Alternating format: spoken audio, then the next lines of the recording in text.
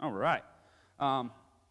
If you have your Bibles, we're going to be in Matthew chapter 9, and I got to do something pretty cool this week. So last week I introduced a new theologian. His name was Thomas Ord, and one of the things that we said, what I got to talk with him and six other people. Got to ask him about what all his books and all those things. So I just kind of nerded out and really enjoyed that. But one of the things that he said was that we're kind of that Matthew chapter 9 seems to really revolve around is this idea that love moves first, right? So in chapter 8, it was all about the authority of Jesus, right? He was able to calm the storm, like he cleansed the leper, right? All those things. It was showing him. It was showing the world that he has authority over everything. That was Matthew 8. And so as we've moved into chapter 9, and this is what Ord says, he says that God always loves first. God's love is not a response, but an initiative. Love comes from who God is, not from what we do, right? And so it's that love is moving towards you. God is moving toward us, and even if we're not initiating it, right? It's a lot like... supposed to do it at the end, but are you familiar with the Sistine Chapel, right? The ceiling, it's this idea, it's this picture of Adam's creation, like God creates Adam, right? And so God is reaching with every ounce that he has. Everything that God can reach is just reaching down towards Adam, and if you've seen the picture, and Adam's just kind of barely reaching back, right? And it's like, that's God. God is reaching with everything toward us, but is not going to make us do anything. And so it's kind of an echo. I think John really encapsulated it in 1 John 4, verse 19. He says, we love because he first loved us. And so grace is God moving first. But that's not all that happened last week. So Jesus heals the paralyzed man, right? Remember his friends, brought him in. They dropped him down through the ceiling, all that. But not only that, but what Jesus did is he went beyond healing, right? He went beyond healing and said, also, your sins are forgiven, right? And that was kind of the point that got everyone upset. That was Matthew 9:6. It says, but I want you to know that the Son of Man has authority to forgive sins. And then he healed the man, right? And so it's grace first, and then it's proof second. And so that's where we're going to pick up. So let's dive in. To verse 9. All right.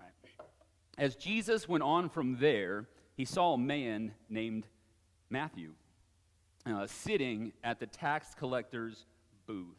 Now, there is a lot. That's half of verse 9. I was tempted to try to do the entire sermon on half a verse just to say that I did it. But I did not, okay? I did not do that. I'm going to cover more than this half. But there's so much kind of packed in here because last week Jesus heals a paralyzed man, right? And so now he walks by Matthew, and Matthew is not physically paralyzed, but Matthew is socially paralyzed, right? Because a tax collector is literally in the Bible a separate level of evil as far as what the Jews were dealing with, right? Because what was going on is the tax collector was working for Rome, but was a Jew, right? And so they're working for Rome and taxing their own people so that Rome can flourish, right? And so like they're hated, they're traitors, right?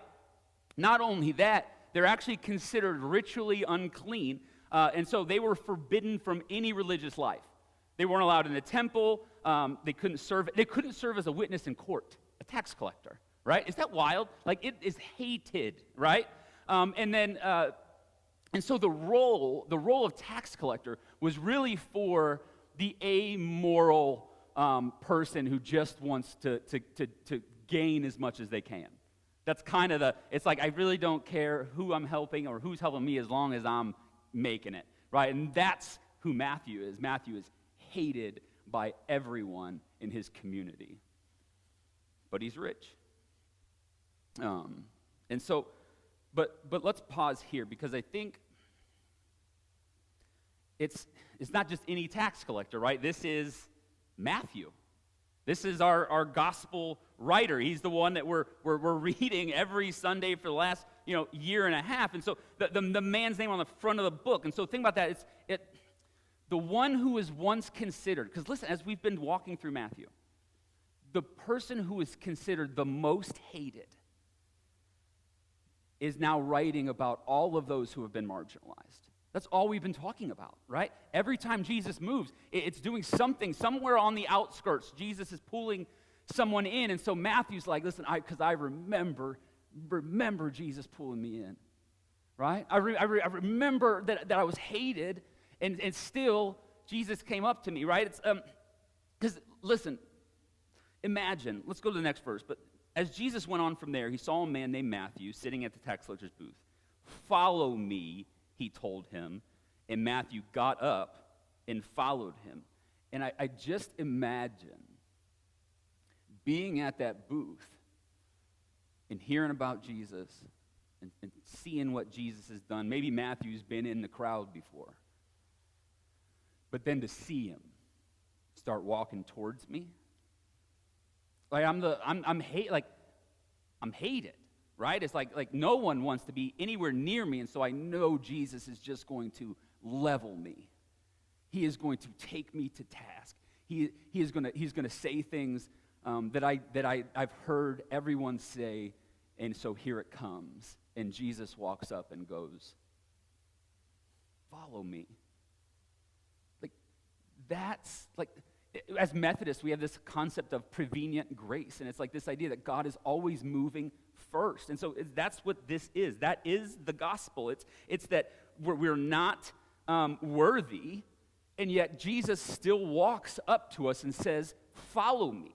And Matthew doesn't have to fix himself first, right? Matthew didn't have to confess anything, didn't ask for anything from Jesus. He just is there, and Jesus just walks up and says, "I want you." A guy who's probably never been wanted, whose parents are probably ashamed of him.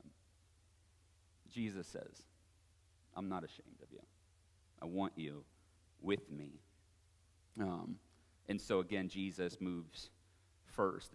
And so here's the thing. If Jesus, if it's the nature of God is love, and Jesus is always moving first, love is always moving towards us first, then the church should be the first to move in this world, in the lives of other people. We should be the affecting force. It's right when I think later, I don't know if it's in Matthew, but Jesus says, I don't have this, don't worry.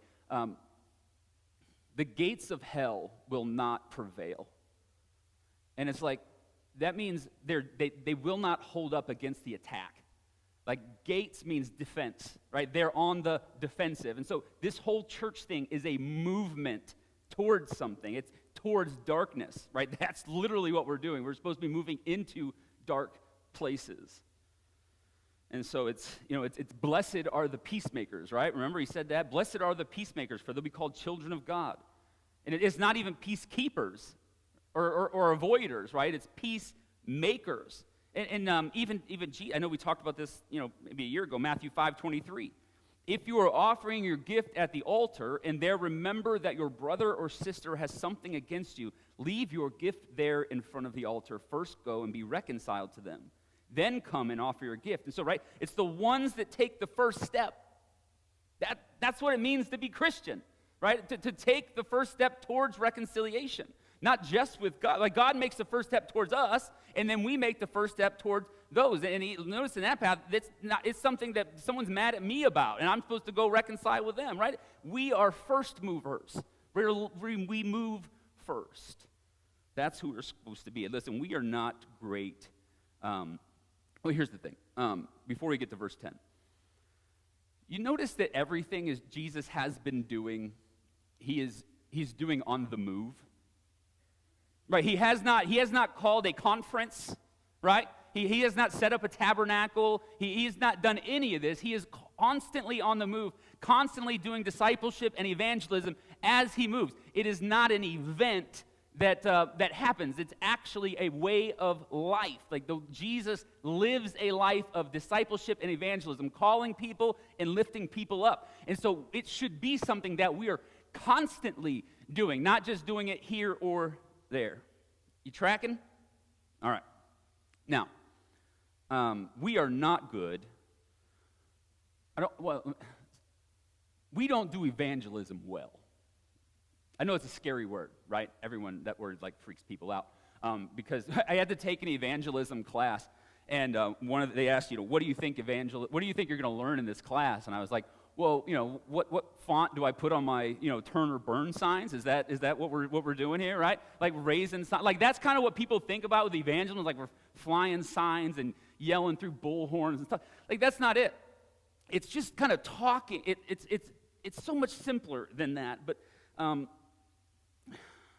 we so bad want to bifurcate our life from the church. Like it's like we want the separation of church and life, right? It's like I want my church here, but I don't want it on Monday. Like I got to go to work. Everyone needs to like me, right? Because that's one of the things. Like I don't want to talk about Jesus because I don't want people to think I'm weird. And it's like you're probably weird anyway. You know what I mean? Like they already think you're weird. So it's like but how do you do it without? What is the simplest way? The easiest way to kind of begin? Because it's a hard thing to start doing, right? To start talking to people about Jesus. And so I just give you a real, a bit of an easy way to, let's first look at the Great Commission. This is at the very end of Matthew, all right? So this is 3 years away. We'll get there. Matthew 28, verse 19, right? It's therefore go and make disciples. Right? That is the Great Commission. Therefore, go and make disciples. But again, that word go is, I'm going to try this. That word go in Greek is poreuomai. Poreuomai. All right? And so what it means is it actually doesn't mean, it's not a command to go. It actually means as you go. Right? It's assuming that you're going through life. Right? And so as you go through life, you are to be making disciples, to be teaching them to obey as you go. And so how do we do it? And so I came up with two simple ways to do it. Because sometimes, so you have to keep your eyes and ears open for opportunities. You can pull that down, don't worry. Opportunities here and opportunities in life. So, there are opportunities that happen at this church, right? We do things, right? We have events, we serve the community, we serve meals, right? We do all these things, right? So these events are easy points of access for you to talk to somebody about what's going on in your church, right? It's like, because if someone brings up someone's hungry, it's like, oh, I know, I can talk about a meal program.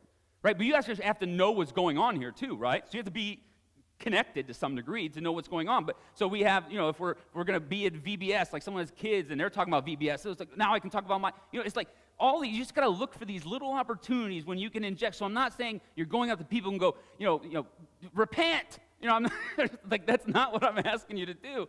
But to know what's happening in the life of the church and to be able to then connect it with the lives of those around you, right? That's a very simple way. And then the other way is the opposite.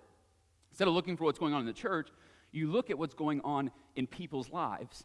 And then the easiest way is like when someone says, maybe you've never been asked this before, but I bet you have, what are you doing this weekend? Has anyone ever asked you that? Right? All the time? Every Friday I get multiple people to ask me. And so it's literally as easy as hey, I'm going to go out Saturday with some friends, and then Sunday I'm going to go to church. We have this amazing bassist, and I love watching her play. And you can clap for Lana. but you just go, well, this Sunday I'm going to church, and it's just like when I listen to the band, man, it just feels like the weight lifts off me, even for a moment. Like that's a simple touch point that you can say, and you can leave it there. You don't have to dive any deeper into that, because what you're doing is you're just planting seeds so that people know. They go, because then they can go, okay, well, I know Carson goes to church. Okay. Now when something happens or I have a question or something, then now they have a person, a contact point to go to and ask questions. So it's these simple things of letting people know. Do people even know you go to church? That's a tough question to ask yourself, right? It's like, that's tough. So these are the things, these are the things that challenge us and that we're called to do. All right, so let's keep trucking. Verse 10. You guys ready for the heat to start? I mean, I can already feel it. I'm already getting warm up here. While Jesus was having dinner at Matthew's house, many tax collectors and sinners came, again, a separate grouping, tax collectors and sinners, came and ate with him and his disciples. And I want you to imagine the tension at this table. Because on one side, you have Matthew, a tax collector, and all his tax collector buddies, right? It's like the hated group, right? It's like no one wants to know these people. So on one side of the table, we have all these, and on the other side of the table, you have a man named Simon, the zealot. And you know what a zealot is? A zealot, what he wants to do is he's carrying around a knife waiting for a Roman to kill, right? This is a man who is trained to defend Israel, right? Who wants war, who wants chaos, right? And so you have him on this side, and you have the very people that he hates the most on the other side. And so Jesus calls them both together. He calls both of them to serve together. But look also, what is Matthew? This is so good. New Christians are so good, or so much better at evangelism than people who've been sitting around in a pew for 30 years.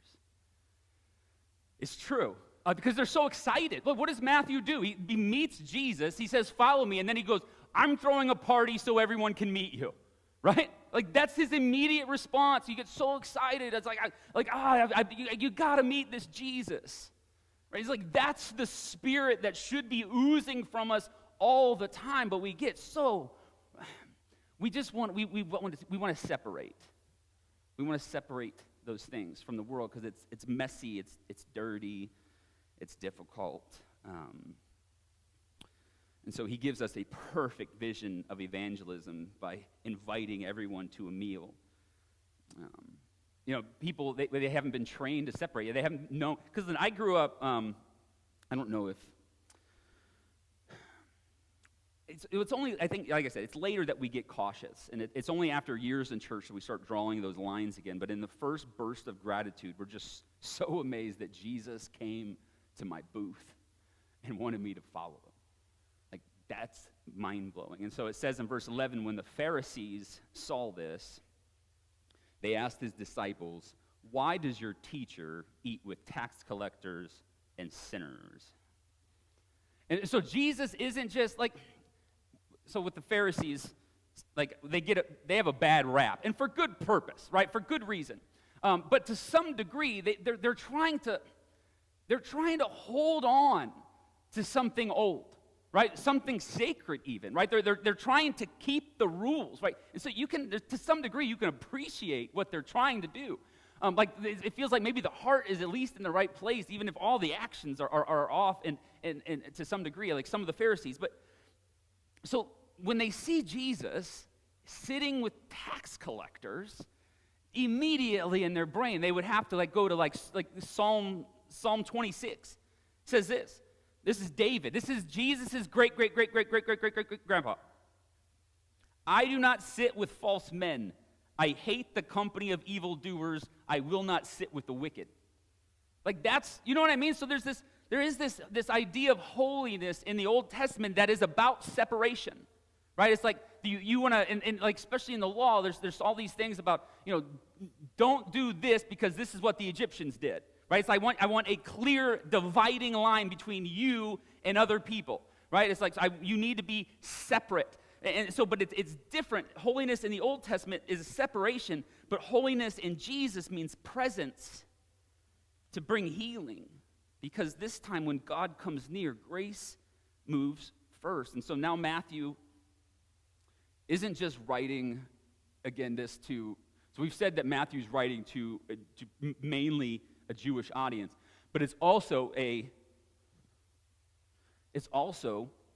his church, right? He's also writing to his church. And so we got to remember, like, we're reading Matthew, he's talking about a certain time, but he's writing, from the future, obviously, that's when you write from. And so there's something going on in his church, I think, that he sees happening, right? This is why he's writing. It's like he's talking to his church going, hey, we're starting to separate from the people that Jesus called us to. I think that's what's happening in his church. And so so it's a call back. He goes, hey guys, listen, this thing that I see our church starting to do, it's something that Jesus specifically said is not who we are. And that's who, because I was raised, and I think I've said this before, don't drink, smoke, or chew, or, anybody? Hang with those who do. It's hang with those who do, right? Don't drink, smoke, or chew, or hang with those who do, right? And it's like, as a kid, that's a reasonable thing to tell a kid, right? Because the kids need guidelines, boundaries, right? All these things. But the problem is we take that, especially in the church, we've taken that, and then we take it into adulthood, right? And it's like you can't be around anybody that does any of the things that you were told were bad back growing up. It's like, but you do see it. Listen, I had a pastor that would not eat at a restaurant that had alcohol in it. Take him out to lunch somewhere. Good luck. You know what I mean? It's like, but trying to we keep separating ourselves, and so instead of growing into discernment, we grow into distance. Instead of learning to engage the world with grace, we learn to avoid people that don't look holy enough, and suddenly, without meaning to, we sound a lot more like the Pharisees than Jesus. All right, verse 12. On hearing this, Jesus said, "It is not the healthy who need a doctor, but the sick." And so at first when you read that, you're going, okay, so Jesus gets it. And the Pharisees are like, maybe it's like a wink. It feels like a wink and a nod. It's like Pharisees, I'm not here for you. Like, I'm here for them. You guys are good. Right? It kind of has that, the kind of feeling to it. But then he tags it with the last verse, and he's exposing them, right? Verse 13, but go and learn first off, telling these people to go learn something is wild, okay? Because these are the people that teach, right? So Jesus is like, hey, go learn what this means. I desire mercy, not sacrifice, for I have not come to call the righteous, but sinners. So Jesus ends the conversation with a quote from Hosea, right? That quote comes out of the book Hosea, and it's, I desire mercy, not sacrifice. In Greek, Matthew uses the word elios, which is like a basic term for mercy, and it means nothing interesting. But because Jesus is quoting an Old Testament passage, you have to look at the word in Hebrew. And so the word is chesed, C-H-E-S-E-D. It's a rich word that means steadfast love, covenant loyalty, mercy that refuses to give up. And so this isn't like a soft sentiment. It's fierce, initiating love of God. Chesed is a kind of love that moves first. So when Jesus says to the Pharisees, when he says this to the Pharisees, he's not just provoking them, but I think he's, to some degree, maybe wanting to pull them back in. Because listen, who are you harshest with? The people that should know better, right? And these are the people that are supposed to know better, and that's what Jesus is getting at. He's like, you guys got it wrong. You got it backwards. You're putting all the check boxes in front. So don't miss what Jesus is doing. He's not just challenging bad behavior. He's revealing God's consistent character. His consistent character. Because I hear all the time, it's like, well, the New Testament God. And it's like, no. God's character does not change. The love of God has been first to move since the creation of the world. And he has always been moving forward. And so before we even recognize him, God doesn't love us because we get it right. He loves us because that's who God is. God's nature is to love you. And if that's true, then the call of Jesus isn't just for Matthew. It's for every booth sitter. It's for every Pharisee. Every person who ever wondered if grace could reach them. It can, and it already has, because God is already waiting, already stretched, fully stretched out, reaching. Just like in the Sistine Chapel, God is reaching for you, and you just got to move towards him in all things, and he will, and that's what he calls us to do. And so who's your Matthew? Is there someone you need to talk to, someone you need to go up to, someone you need to say, you need to go, let's fix this. Move into a relationship. Is there anyone in your life that you need to go first to? So church, let's be a place that moves towards dark places. I love you, church.